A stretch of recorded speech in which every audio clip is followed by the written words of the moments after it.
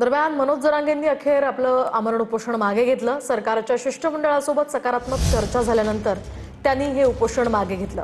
मागण्यांवर अंमलबजावणी सुरू करत आहोत, 2 ते 3 दिवसात शासन निर्णय काढू असं आश्वासन यावेळी विखे पाटलांनी दिलं।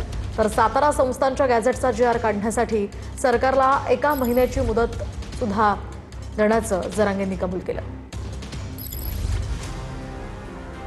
मराठा आरक्षणाच्या विविध मागण्यांसाठी उपोषणाचं हत्यार उपसणाऱ्या मनोज जरांगेंनी उपोषण मागे घेतलंय। सरकारच्या शिष्टमंडळासोबत जवळपास 1.5 तास झालेल्या सकारात्मक चर्चेनंतर जरांगेंनी हे उपोषण मागे घेतलं।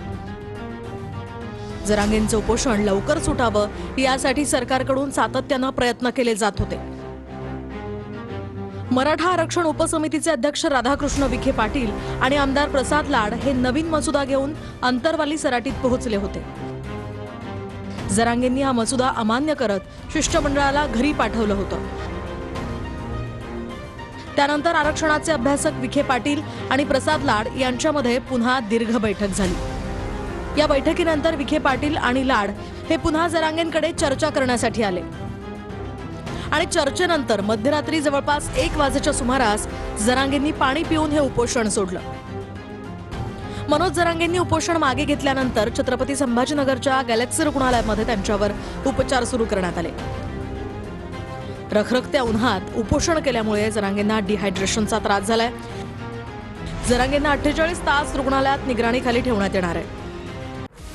दरम्यान जरांगेंच्या मागण्यांवर काय तोडगा काढण्यात आलाय पाहूयात। 58 लाख नोंदींचे दस्तऐवज जरांगेंना दिले जाणार आहेत। नोंदी सापडलेल्यांना कुणबी प्रमाणपत्र देणार आहे। जात पडताळणीसाठी विभागीय आयुक्त 15 दिवसात बैठक घेतील।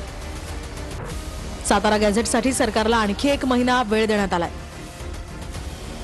न्यायमूर्ती शिंदे समितीला 1 वर्षाची मुदतवाढ देण्यात आली आहे। प्रमाणपत्र वैधतेसाठी सर्व जिल्हाधिकारी कार्यालयामध्ये हेल्पलाईनही जारी करण्यात येईल। मंत्रालयात मराठा आरक्षण कक्ष स्थापन होणार आहे। मराठा समाजासंदर्भातील शिष्टमंडळाच्या प्रस्तावांना मान्यता देण्यात आली आहे। तर 2 ते 3 दिवसात शासन निर्णय काढून याची अंमलबजावणी सुरू करण्याचंही आश्वासन देण्यात आलं। 58 लाख नोंदीचे दस्तऐवज आपल्याला द्यायला सरकार तयार आहे। 58 लाख नोंदीचे प्रमाणपत्र द्यायचे आणि दिलेल्या प्रमाणपत्राचे व्हॅलिडिटी पण द्यायच्या। 58 लाख नोंदीचा त्याचे प्रमाणपत्र देणार, व्हॅलिडिटी पण देणार आणि ती दस्तावेज आपल्याकडे येणं लय गरजेचं आहे। मराठा आणि कुणबी याला सेपरेट मंत्रालय स्थापन करा हे त्यांना सांगितलंय। त्याला मी महिना नाही ऐकत साहेब, त्याला म्हणतोय मी, त्याला नाही ऐकत महिना। मंत्रालय स्थापन करायला महिना कसा? पण सध्या मराठा आरक्षण कक्ष आपण स्वतंत्र स्थापन मंत्रालयात करतोय, ज्यामध्ये स्वतंत्र अधिकारी राहतील। त्यांना मंत्रालय आहे ना, आपल्याला कक्ष कसं? नाही, मंत्रालय कोणाला दिलेलं नाही अजून, फक्त स्वतंत्र कक्ष आपण त्यासाठी करतोय। सातारा संस्थांचं गॅझेटियरचा GR मला लगेच पाहिजे असं माझं म्हणणं आहे। डाव पण असू शकतो आणि नसू शकतो, सरकारचा दोन्ही ग्राह्य धरू आपण, असू शकतो नसू शकतो, दोन्ही पण ग्राह्य धरू। त्यांचं म्हणणं आहे आम्ही विचारपूर्वक अभ्यास न करता जर ते काढलं तर ते कोर्टात चॅलेंज देऊ, असं त्यांचं म्हणणं आहे। चॅलेंज झालं तर ते म्हणतील तुम्ही अजून होता महिनाभर थांबा, हे चांगलं झालं नसते सरकार म्हणून होता महिनाभर थांबा, ठीक आहे आपल्या गाडीत लाकूड देतो। दरम्यान शासन निर्णय काढण्यासाठी जरांगेंनी सरकारला मंगळवारपर्यंतची मुदत दिली आहे। तसंच शासन निर्णय न दिल्यास पुन्हा उपोषणाला बसण्याचा इशाराही जरांगेंनी दिलाय।